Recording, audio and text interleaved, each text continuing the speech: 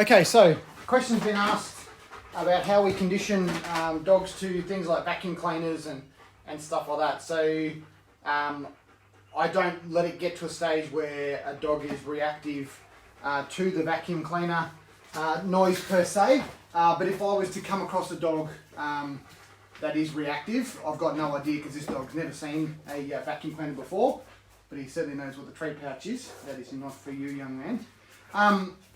So how I would go about counter conditioning that is really quite simple.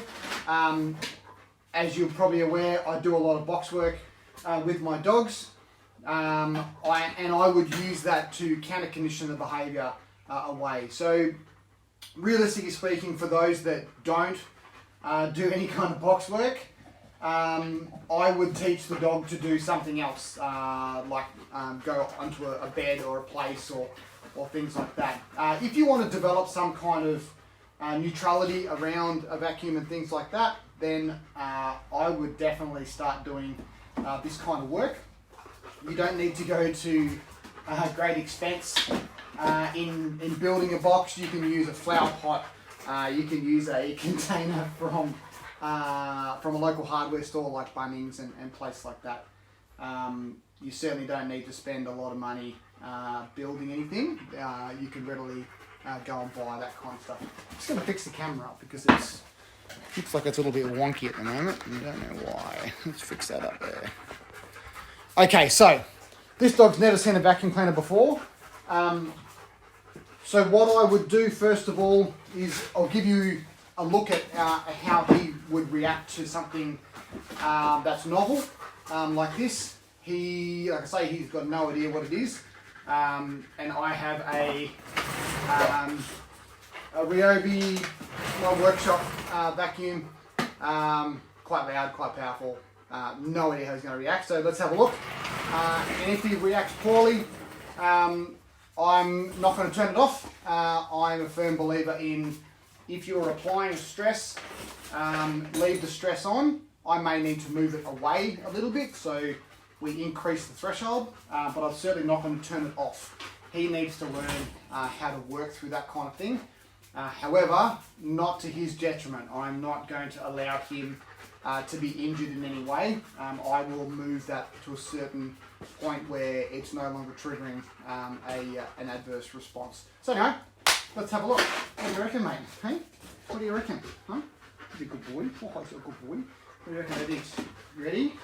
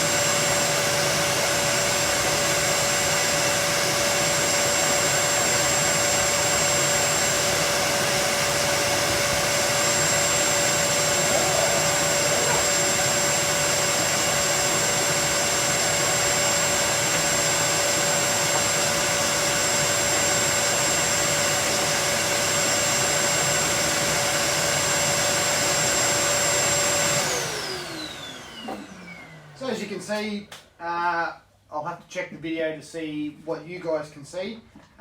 His response was, "What the hell is that?" Had a bit of a sniff and then went, "Okay, cool, no dramas." So then I just go back into feeding him in the box. I turned it off just so you can hear me. I'll turn it back on. You'll see a different response, I guarantee it, out of this. So with his head in the box, I'll turn it back on again, and you'll see him come out, I have no doubt.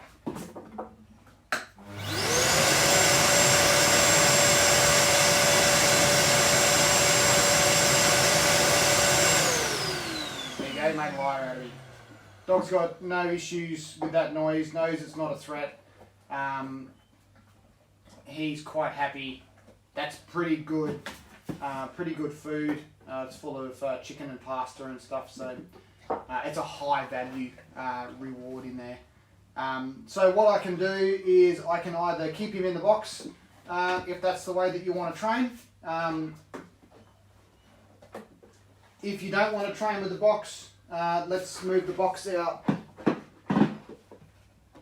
If I can get it, hey slobberguts. No, don't do that. Take that out. Get your head out of there, cheeky boy. So let's take the box out of the equation. I'm just going to turn the vacuum on, and he can either get fed over the top of the vacuum to build that neutrality where he's just like, yeah, whatever, and it becomes a loud noise means good things, so it's not something to be worried about. So let's go.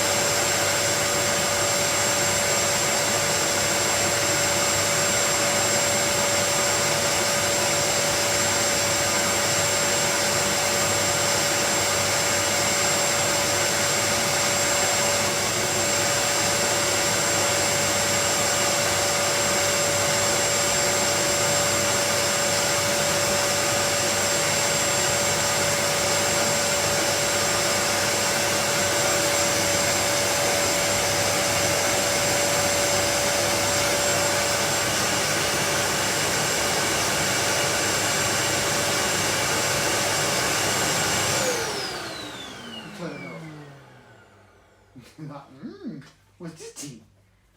It's a funny machine, isn't it, mate?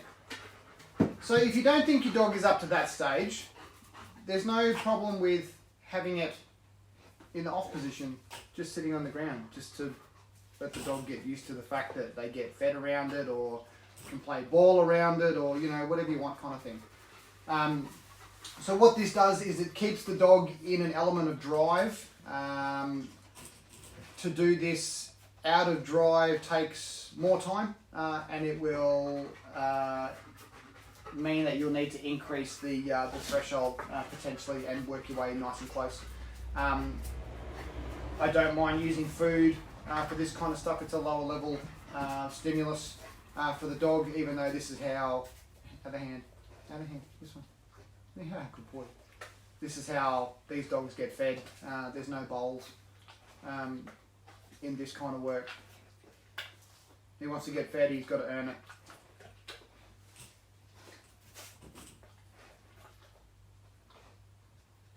So yeah, if I've got a dog that is really quite reactive to a vacuum cleaner, I would start with the vacuum cleaner well away from where the dog is, and I would do some kind of engagement with the dog to start counter-conditioning that behaviour. Some dogs, that's a massive trigger and it's a huge problem for them, and you may need to start a fair distance away. I'm talking 10, 20 metres to the point where the dog doesn't react to it at all. I will pause the tape and go and get my Rottweiler bitch. Let's see, she's quite reactive to it, only because I try and vacuum around her and push her out of the way with it, so she doesn't tend to like being pushed around very much. So I have created that issue with her, but I'll bring her down and I'll be back in a sec. Ha-ha! Okay, we're back. We'll just sort some food. The dog upstairs is not happy. Okay, so this dog doesn't like the vacuum. Like, she doesn't go out of her way to attack it. How would I deal with that kind of thing? So let's see how she reacts in this space. She hasn't had it down here before, so we'll have a quick squeeze.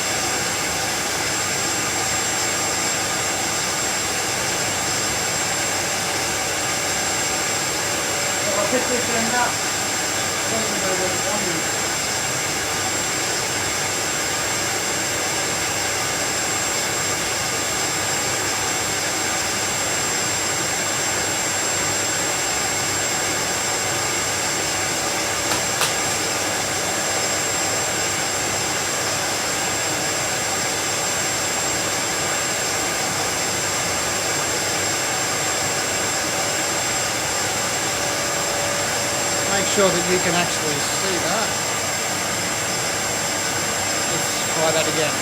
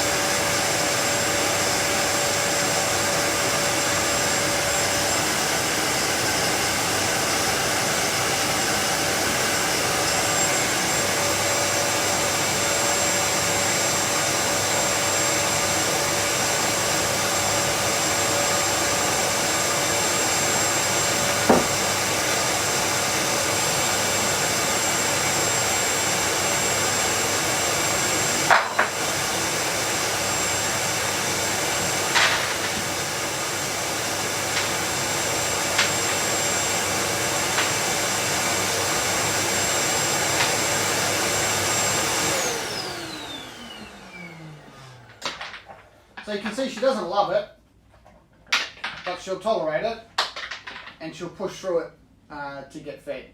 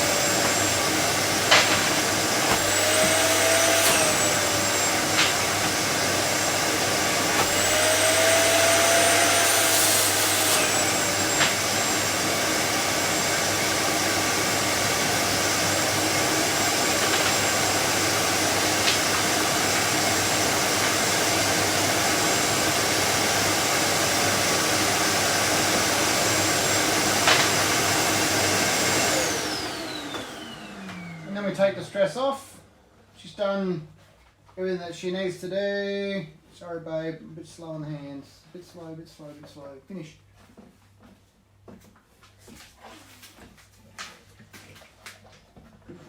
So she'll tolerate it.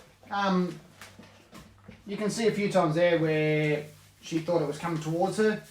And that's just a matter of building that as you need to. Quite a simple exercise. Know your limitations, know your dog's limitations, figure out where that threshold lies, and don't cross it. Take it nice and slow.